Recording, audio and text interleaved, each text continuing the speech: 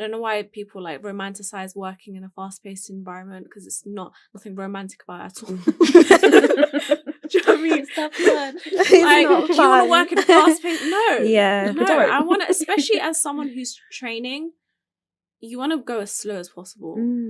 When you are part one and you've written on your CV, for example, I can do Revit, CAD, Rhino, SketchUp, I can do everything. Like, you even do the scale bar, like That was such a 3 out of 5 stars. Yeah, I'm good.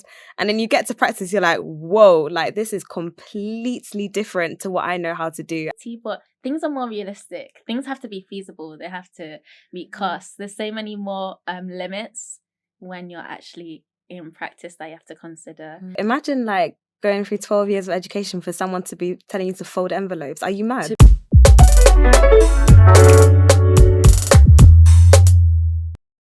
Hello everyone, welcome back to the 1 to 100 Architecture podcast, where we delve into everything architecture related, shed some light on our personal experiences, and help you in understanding the architecture realm.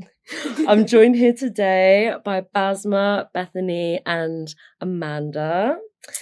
So today we're going to be talking about students going into practice. So it's a bit of a niche topic.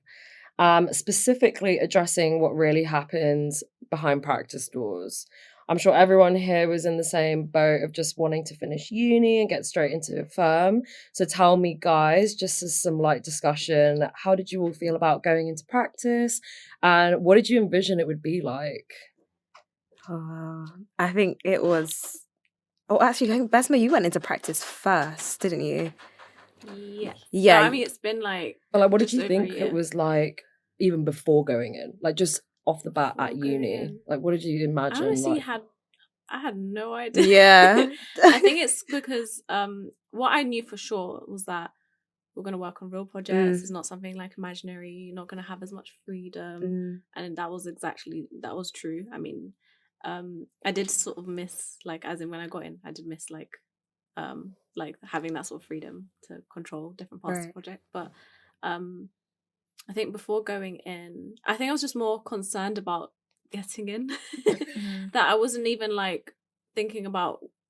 I just wanted to be like work anywhere, and I feel like that's the sort of culture where they're just like, you know, wherever you go, just like, as in just apply anywhere and just go anywhere. And I didn't really consider. I don't think I considered like what I wanted in a practice, and what to expect and what projects I wanted to work on. I think it's like before you go in, they kind of feed you this mentality where you're just lucky to find yourself Be there. anywhere, which isn't the right approach to have.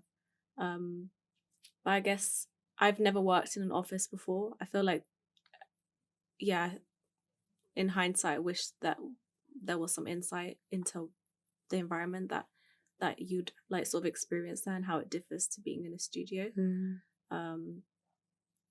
But yeah, I don't know. I actually don't know, because I was just so consumed about like just getting in. Yeah. I think that's I don't know what it really was. strong That's a point. really strong point. I don't think a lot of people did actually think about it, because when I was planning this episode, I was kind of like, actually, to some degree, I did have an idea, but I don't know if that's just me having an idea after and watching everybody else go, like, I wonder if this matched up to everyone else's expectations, because for me, I'm in pretty much the same boat as you. I think I was too consumed with the idea of even just getting there before even quite understanding what it was that I would be doing. In my head, I thought immediately, I was like, okay, I assume that everyone's probably going into practice doing real projects, like doing up all the stuff that we're doing here, but just for real paid clients. That's that's all I thought that first time part one graduates would be doing. I think it's because everyone always just says like, get your foot through the door. Like even in some of our old episodes, like you just say, oh, just get your foot through the door and that's it. And then actually you're thinking, what is through the door? What is it? What What's door? behind the door? No, but where are we going? But like, it's kind of like, I don't agree with that statement at all. Like, I think don't just apply yourself for the sake of applying yourself. Think about what you want from any job or anything that you do in life and why you want to be there. And that will make you 10 times happier, because I think it's a huge thing just applying for a job just to be in a job. You may as well just apply to be, I don't know, like a waitress or just doing anything else, if that's how you're gonna, like, if that's the approach that you want to take. But you need to realize that you spent so many years building towards this potential career path. You spent so much effort, like, and hard work. Then why would you just apply anywhere? It doesn't make sense. So I think before you get into a job, think about what you want from that job. Because I knew that, like, because I didn't go straight into working into practice. I worked in like in a university, and I knew that I thrive in smaller teams. I knew I wouldn't like working in like a really big corporate firm. Like, I know myself, like I know that that's not the environment I do well in. So I applied Why for do a you think small that practice. is as well? Like, what is it in smaller firms compared to the big ones that you envision that you'd get more out of? For in me, comparison? yeah, I think it's just you receive a lot more credit. You receive a lot more freedom, and it's just personally a lot more fulfilling. You get a lot more insight into like the overall business of architecture. Like, I get to speak to clients, I get to show them things, I get to see the conversations and arguments they might have with their partner. Like, it's like little things like that you don't really get to see on a larger scale. However, I do also acknowledge that sometimes residential projects can be a lot more intimate, and you don't then tend to work on the projects that you might want to work on, like social architecture. The only way you kind of work on bigger social architecture projects is if you work in a bigger firm.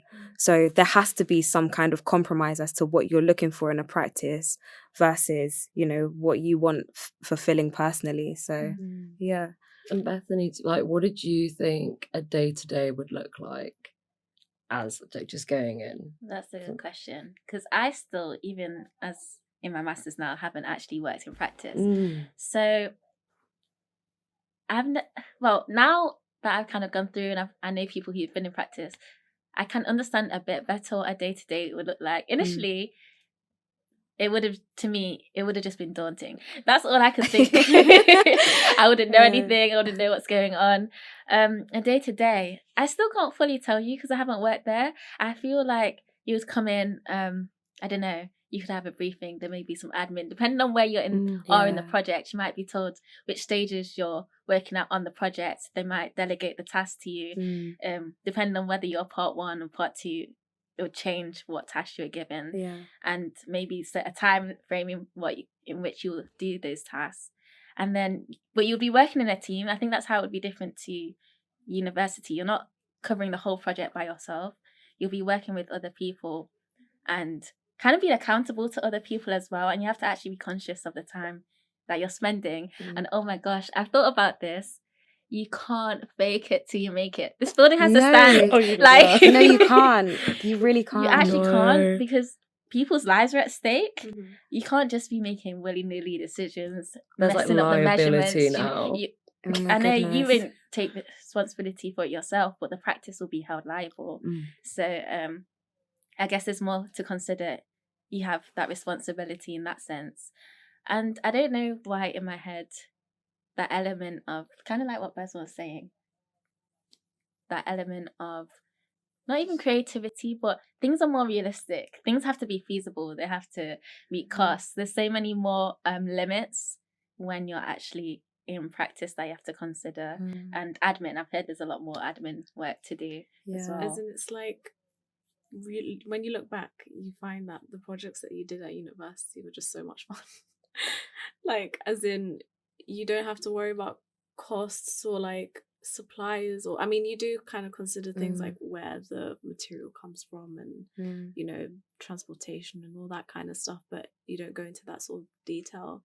But I just wanted to like also pick up on what Mandy was saying earlier about bigger and smaller practice. Like, I'm from a bigger practice, and I did notice like the downsides to it like quite quickly, in the sense that, okay, like if you really want to like go into the finer details of stuff, or like you want to understand technical design, don't go into bigger practice, because you end up being, I feel like you kind of, your role as like an architectural assistant kind of is like someone that you just sort of fill in missing jobs, like jobs that like probably are just kind of monotonous a little bit. But as in, there are moments of like, you know, interesting moments that you can interesting things you can work on, but you kind of get thrown into things that like probably the architect doesn't want to do. Oops. That's right.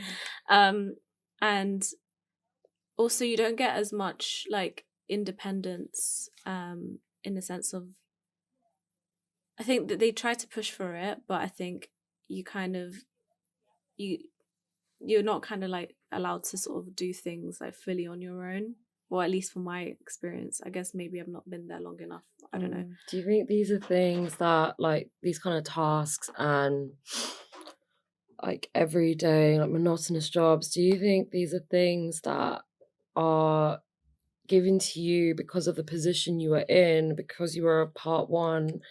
Do you think these are things that somebody else that wasn't necessarily a part one could do? Because I know some people that had gone into practice and were doing really like weird runner Mundane, jobs yeah. too.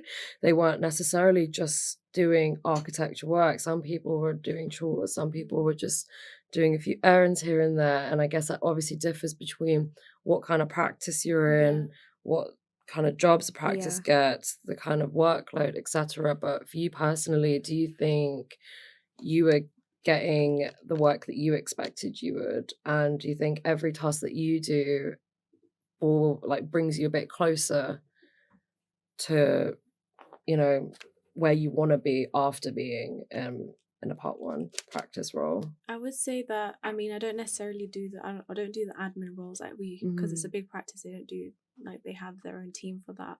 I don't do any like on any of that kind of stuff. But I think because it's so fast paced, sometimes you're not given an opportunity to just stop and like them explaining to you why you're doing this, who for, like when this is kind of like just do this and like we need to get this done now. Like it's just so fast paced, and like I don't know why people like romanticize working in a fast paced environment, because it's nothing romantic about it at all. Do you know what I mean? Stop fun. Like, do you want to work in a fast paced? No. Yeah. No, I want to, especially as someone who's training, you want to go as slow as possible, in the sense that you want to like take in as much as you can. Like, I'm not here to learn how to work under pressure. I can do that anywhere else. I'm here to actually learn. I'm here to learn like about all different stages, are like Reba stages, all the like what goes into it, that kind of stuff. And it's almost in a sense that, and then what kind of aggravates me a bit, and I've spoken to like other people in other practices about this, is that they always say that the staple answer to when you have these like when you have these sort of grievances to all this is that they're like, well, you should ask more questions. Oh my goodness, if I haven't heard that enough times. And I'm just like it's like I'm the one to blame, like I'm the one who should ask questions. But sometimes I'm just like, you need to be approachable. It's like it's your responsibility to actually train me. You need to meet me halfway. I can't be running to you. Like sometimes I don't know what questions to ask. You don't know, like, do you know what I mean? That's my spitting facts. And it's like it's quite frustrating in that sense. And also, I forgot what I said, but there's always some nice like there's always one person in the practice where one, like people who they've used they've had the exact same experiences as us. Because like bear in mind, like the people that are above us had the same in a way somewhat similar experience, in which they kind of just got rushed into things and they're not really like taking it in a lot more as to what they're doing. And one guy was like, I'm gonna go through it every like step by step. I'm gonna make sure you understand like why we're doing this, because I never got that before. Are you actually assigned mentors? Like, yeah, but I think you never really have the time to actually stop and talk. I think they always like try to put it, but it's almost like I need to be the one that puts it in the diary, not them. I think, like, do you know what I mean? And sometimes I don't have time to think about that, because I do an apprenticeship, I do this, I do that. Like, do you know what I mean? Like, I don't know how to describe it. That's such a. It sounds very familiar, but it's also such a different dynamic to working in a small practice. Yeah. Because, for example, like if I needed help with a detail, I'd work on details. I don't know what they mean, but I'm working on them. I'm drawing them. Like, I remember this guy who works like literally right opposite me. He's like, yeah, there'll be 50 mils here, 20 mils here, 50. I'm just like, I don't remember what you're going to say, but it's fine. But I can always catch up with him at lunch because the team is so small. And like because there's only 10 people in my team, and so I know that if I don't ask him, I can ask somebody else, and I see them again the next day. Like we're like quite a close knit team, and I think that's why I enjoy working in the practice, because you get more from it in a shorter space of time. But I think in terms of the projects that you're exposed to is quite slim. Like a lot of our projects, they look amazing, they look great, but they look very similar.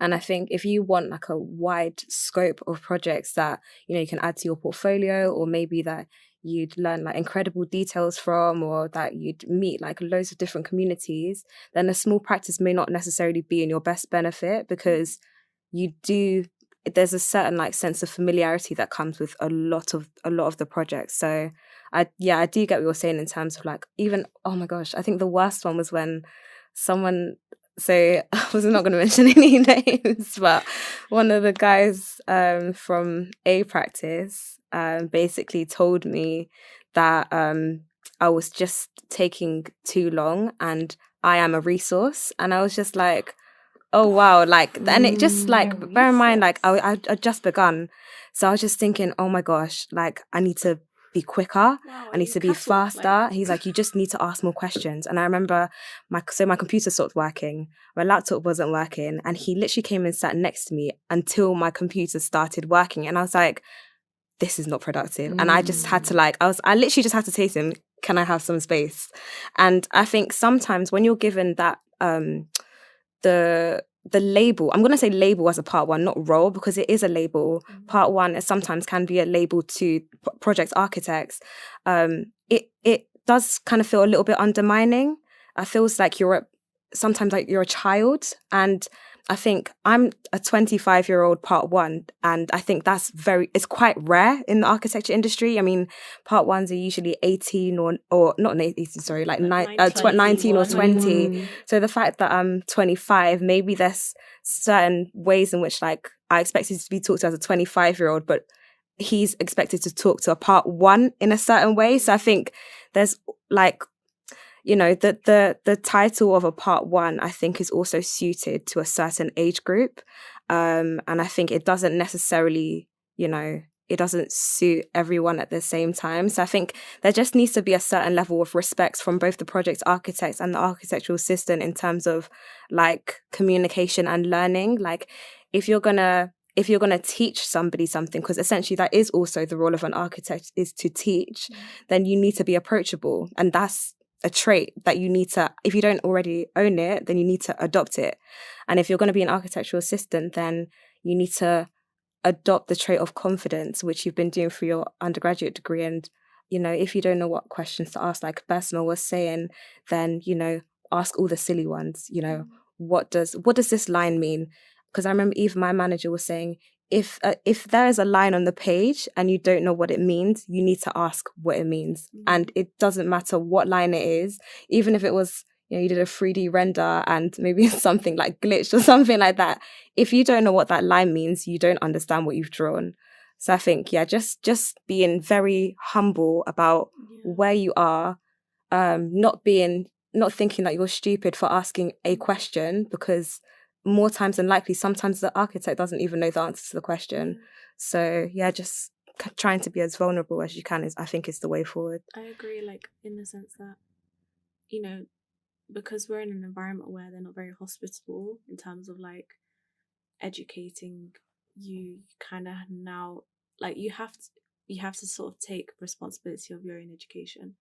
Throughout my life, I've sort of had instances where I've had teachers that kind of just weren't great, like, or I mean, wouldn't be present in some lessons, and I realized that the ones that I've taught myself, I did so much better at. And there's things that you can't teach yourself, I guess, but I think it was just like taking it into your own hands and like asking those any sort of question. It took me some time to actually do that, not out of insecurity. I think it was just more that I was just in mindset. I was just in the moment. Like I was just like, I need to do this, I need to do that. And I didn't step back and think like, why am I doing this? Like it's only until recently where I'm just like, I need to just think about what's going on. Like just breathe. And sometimes when you're in a big practice and things are just like, you need to do this, that, you you're not given that opportunity to breathe. And I think in a way it's nice to have like that balance where one, you know, not only are you asking, but the other person saying, hey, like, do Are you you know what okay? you're doing? Yeah. Like, what's going on? Like that kind of just that sort of element of care, because even though it's a business and you're making money, like there's people's lives involved. There's, do you know what I mean? It's, you need to be sort of a bit more emotionally attuned to the people that are coming in. And yeah, so I think. So as you were saying earlier about, you know, there are like certain tasks that you're delegated and there's certain things that our practice will get you to do. Now, do you think that part ones get designated tasks that don't necessarily have that much weight in them and can be easily fixed by somebody else? Do you think there is enough responsibility put on your plate equally as an architectural assistant? Does that like, do you find that some of the things that you're given feel a bit mundane, like they're just like copy this, copy that, do this, do that? But do you feel like you get even just instances of more technical or weighty projects, part of the projects, like you get to see most aspects, or do you find that you only get to see a certain type of task in a day-to-day? Do you think that differs? Because I don't know. I think for me personally, I think I get given the task based on like my development, which I think is really good. Like when I first started, I was given a really difficult task that I couldn't do, and I think I spoke to my manager. I was like, you know, I'm still learning, and I think he saw I was getting a little bit frustrated, and we took a step back, and I think it's really important that the people that you're working with can recognize where you are at. So I think now I'm being given, I still like get given the odd mundane task, but I think I'm a lot more advanced in where I was when I first started to where I am now. So I don't, no, I think we're quite good with like, you know, being sort of in line with where you are in terms of your technical knowledge and also technical skills. Oh, that's a really positive thing to hear, because I think a lot of people are worried as well about going in to part one, about, you know, what kind of work they're going to be given on the get-go. Some people on one spectrum where they think they're going to do absolutely nothing and they're going to just make details all day, windows and whatnot. But equally, I think there's another side of people that are anticipating firms and are thinking, oh my god, they're gonna make me do like some crazy details on like random like materials I've never seen before. I won't know anything about it or pitching or anything like that. But I think it's nice to hear something a bit positive. Yeah, you still do copy details though. No one knows what a detail looks like. They're lying. No, honestly, they're all lying. Like details will forever be copied. Nobody knows how the building works. Building stands. Honestly. I mean, that's why we have engineers. No, That's facts. true, Like true. architects are designers. Like I think that's honestly, as you said, that's why we have engineers. A lot for us to be experts in that particular avenue. I'd say we do a lot. We have a lot on our plate. And I think we should share that responsibility with engineers. But like, as in, I feel like sometimes architects have this complex where like we can do it all ourselves, but no, like it's okay, you don't have to do, we already do so much. It's like the amount of like creative energy that takes place in one room, in the sense of trying to taking into account like the, you know, geographical conditions, the environmental, like the people, the social, the political like background of what's going on. It's a lot. So I guess it's fair enough that we have to copy and paste. No, we have to. I've got a question though. If part ones don't do the mundane tasks, who should be doing them? Like if that's something we don't want to be doing, and we feel like we just done a whole degree for you to come and give me things I was doing in first year, who should do that job? I think everyone should do it. It's a weird one, isn't it? Because it's like architects. Do you know what? I have a lot of respect for architects, especially being in the industry. Like you spend so much of yourself has gone into this profession. So imagine like going through 12 years of education for someone to be telling you to fold envelopes. Are you mad? To be fair, like as well, like in our degree, when you hit second year, you're mixed with third year, right? You're mixed with a year group that has already had 1 year on you. So in my head, I don't know, I feel like our degree set us up that actually everyone's fair game to do anything, because if we do the same projects, same amount of work as the year above us, they're doing the same amount of work as us, right? We're doing the same work, we're grouped together, different levels of experience, different years of knowledge, but yet here we are still learning the same thing, doing the same thing, presenting the same thing. So I think also some people probably go in thinking, okay, like, but why aren't the part twos doing this too? Or like, why are we all just given like this work, etc. But I say that just from the perspective of I'm not actually sure what other universities do, but because we were a mixed cohort, as soon as we hit second year, I think it also builds an expectation that actually in a firm, you're an architectural assistant regardless, you know, whether you're a part one, part two. And that goes on to say, like, actually now with current affairs and like the consequences of the pandemic, do you think the way in which part ones are treated in firms has changed? And especially, like, do you think prior to this, you know, do you think there's a way part one graduates and people going straight into firms are taken advantage of? Do you think that's something that happened before or something that's happening now?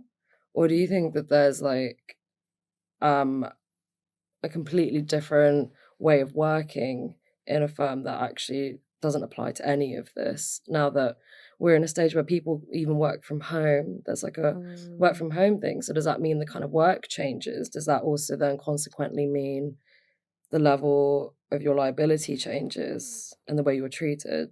Like, I think there's definitely like a lot of like more awareness. I don't know whether it's because we're in a pandemic and people had more time to reflect and think about what's going on, and for people to actually react about it. So like, for instance, like the Future Architects Front, like that came about during the pandemic, and they're doing a lot, like in the sense of petitions and even like putting out like names and naming and shaming, That was a bit like, mad. which I think should happen. I think it's like, you know, you need to sometimes sorry, my stomach. Sorry guys, I'm fasting and my belly just keeps rumbling, so hopefully my mic doesn't pick it up. Anyway, but yeah, no, definitely like a lot more raised awareness. In terms of action, I don't know. I think with my personal experience, I started off working in practice from like just literally working from home. So I had no experience of like what it's like. And I think a lot of the things, I think I was sort of, I definitely don't have the same experience as a typical part one, because that didn't work like from home, because I felt like I missed out on like the personal interactions. Like everyone's just sort of, it starts to become less of like a co-working thing, more of an independent thing. Like you just delegate tasks and you do it, and then you just get back and you tell them that you've done it, and then that's it, when really like that's not the environment that it should be. So I think in terms of working from home, there should be like a balance in terms of, you know, I don't think you should fully work from home, like even architects included. I just don't feel like it's a type of industry that, I don't think it suits our industry to kind of go that way as much as people want to, but I just don't think it works that way. I'm gonna disagree first. Do you think a little bit? I feel like it should be flexible. As someone that goes in every single day, like, I'm tired, man. No, I mean flexible. That's what you would like. I don't flexible. mean like not. I mean as in like having a balance, like as in that. For instance, like I still work from home like 3 times a week. And then you go in. Yeah, like as in you learn more. I don't know. I think that time on your own is so valuable. Yeah. Like, I think being in the office environment 24/7, 5 days a week is wild. And it can be like, as a part one, it can be, for me personally, it was a little bit overwhelming. Like, someone always breathing in your corner, like, sorry, is this project done? I haven't finished. Like, or, you know, I think sometimes you actually need the space to understand exactly what you're doing. And I think also I was going to say, like, when you're a part one and you've written on your CV, for example, I can do Revit, CAD, Rhino, SketchUp. I can do everything. Like, you even do the scale bar? Like, that was such a 3 out of 5 stars. Yeah, I'm good. And then you get to practice, you're like, whoa, like this is completely different to what I know how to do. And I think you're learning technical skills in terms of technical details, but you're also learning how to use a brand new software in a much more efficient way, and a way that works for the rest of your team too. So that's why I think flexible working should definitely be the way forward. Like with people that I've spoken to, like in practice, they say like if they just want to get stuff done, they work from home. Like if they've got a deadline, I just want to get stuff done, I want to put my head down, I want to talk to anyone, then that's absolutely perfect, I think. But if you're training and you've got responsibilities to train part ones, I think they deserve to have opportunities to actually have the full experience. Well, thank you very much, ladies, for that really you. nice discussion. Thank you for having us. No worries. Thank you. Thank you so much for listening today. Stay up to date on our social media. That's at 1to100 podcast. Send us a DM, email us at 1to100podcast@gmail.com. We love to hear all your suggestions on how we can tailor our content for you. It's a wrap. It's a wrap. It's a wrap.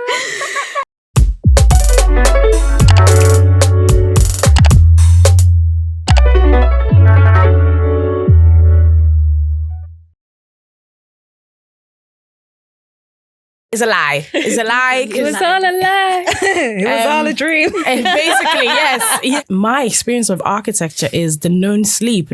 If you had a caring tutor, then I think that would really, like, people would benefit from that quite a lot. I got counselling. I think I went to like 6 sessions with this lady, and it was probably like the most relieving thing I've ever done in my life.